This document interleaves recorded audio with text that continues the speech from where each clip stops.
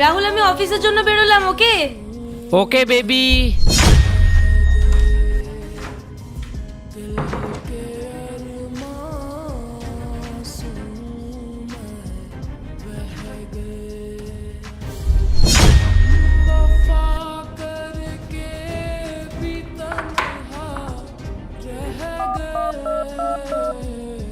Hello Ishita. Ishita? Payel চলে গেছে, এখন শুধু তুমি আর আমি, তাও আবার একসাথে। একসাথে? তাড়াতাড়ি করে আমার বাড়িতে চলে এসো। দেখাচ্ছি আমি তোমায় মজা।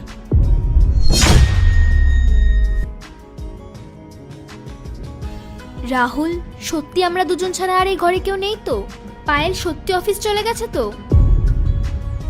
আরে বাবা, এই ঘরে তুমি আর আমি ছাড়া এখন কেউ নেই। আর পায়েল তো কখন চলে গেছে অফিসে। আর এমনিতে ওর সামনে কি আমরা সারপ্রাইজ দিতে পারবো? সারপ্রাইজ যদি ওর সামনে প্ল্যান করি তাহলে তো সারপ্রাইজ খারাপ হয়ে যাবে, তাই না? একদমই তাই। আর আমি জানি পায়েল খুব খুশি হবে যখন ও জানতে পারবে আমি ওর জন্য সারপ্রাইজ প্ল্যান করেছি। তুমি এক কাজ করো, তুমি তোমার শার্টটা খোলো।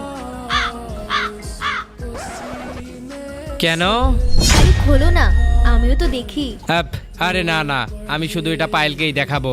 প্লিজ একটু বোঝো। দেখো, আমি পায়েলের জন্য এত সুন্দর ট্যাটু করেছি হাতে। আমি শুধু চাই এটা পায়েলই দেখুক। আরে হ্যাঁ হ্যাঁ, আমি জানি তুমি ওর জন্যই স্পেশাল ট্যাটু বানিয়েছো। ঠিক আছে, ওকেই দেখিও।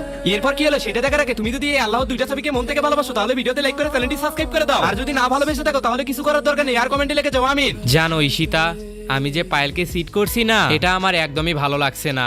আরে চিট কোথায় করছো তুমি? একটু আধটু তো হতেই পারে। আচ্ছা তুমি ভাবো, আমি যে তোমার সাথে এইগুলো করছি, মানে এই যে ওর জন্য সারপ্রাইজ প্ল্যানিং বার্থডে, এটা তো চিটের মধ্যেই পড়ে, তাই না? অবশ্যই জন্মদিনটা তো ওরই, তাই কিছু যায় আসে না। So sweet of you. আর ঈশিতা, তোমার গলাটা খুব পায়েলের মতো লাগছে। আমি তো বলিনি।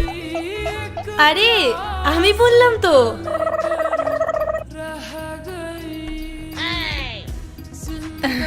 নেক্সট পার্ট চাইলে কমেন্ট করো।